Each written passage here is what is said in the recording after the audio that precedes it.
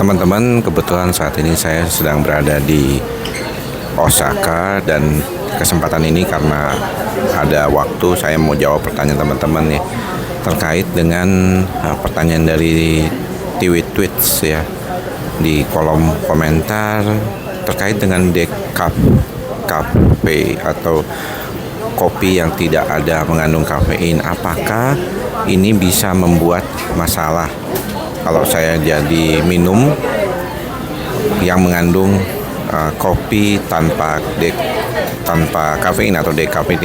Nah, jadi saya mau jelasin sedikit lagi ya tentang apa itu masalah yang terkait dengan kopi. Mengapa banyak pasien yang mengalami gangguan lambung dan gangguan cemas tidak disarankan minum kopi.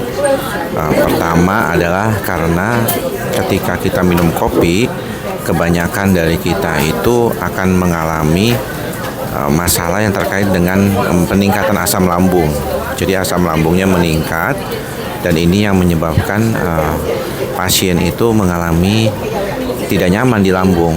Kalau dia tidak nyaman, dia bisa merangsang nervus vagus, dia bisa menjadi debar-debar ya, karena nervus vagus itu ada di sekitar daerah pundus lambung ke kerongkongan ya. Jadi ketika dia ada bloating atau naik ya asam lambungnya atau gasnya naik, itu bisa merangsang ya. Jadi pertama karena kopi ini bisa meningkatkan asam lambung.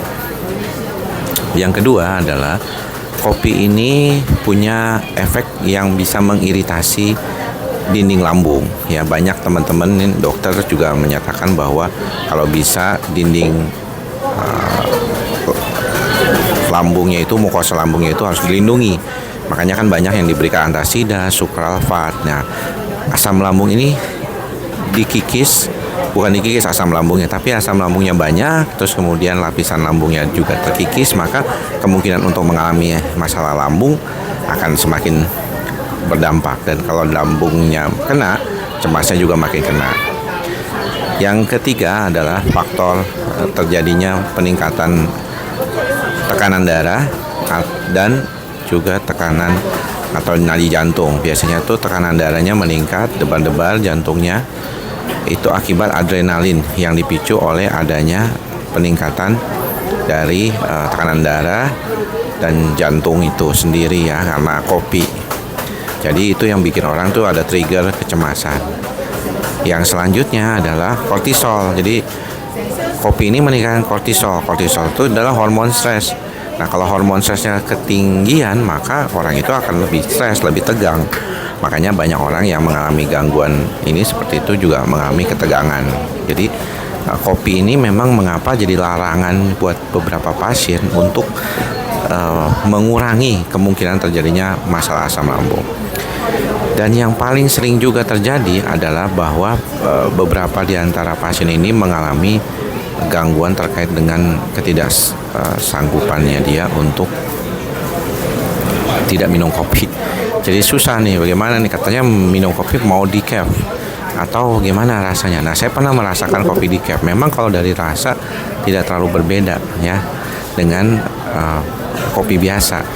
Jadi kalau misalnya memang dengan meningkatkan tekanan darah, meningkatkan denyut jantung, meningkatkan asam lambung, melukai lambung karena minum kopi yang biasa, sedangkan minum decaf itu dampaknya itu tidak ada, hanya rasa kopinya saja yang didapat, tapi kafeinnya itu tidak meningkatkan ketiga faktor tadi atau 4 faktor sebenarnya yang sudah disebutkan, maka ya boleh-boleh saja. Ya, jadi boleh aja dicoba misalnya kalau memang itu bisa bermanfaat. Namun sebagaimana sering kali kita temukan, mungkin decaf jarang ya, saya jarang juga maksudnya mendapatkan kopi decaf ya, kalau kecuali kita niat memang mau beli. Tapi kalau memang udah pernah dicoba dan hasilnya oke-oke saja, ya tidak masalah. Jadi itu pertanyaan yang diberikan oleh teman-teman kita ya di berbagai, ini salah satu komentar yang paling sering muncul adalah bagaimana kalau saya itu meningkatkan daya tahan saya, tapi saya kepengen ngopi juga, tapi saya gimana nih jadinya, mesti harus mencoba dong ya, bagaimana gitu. Nah, Ini salah satu yang paling penting dan kita akan sudahi, nanti kita akan jawab pertanyaan lainnya. Oke, thank you semuanya.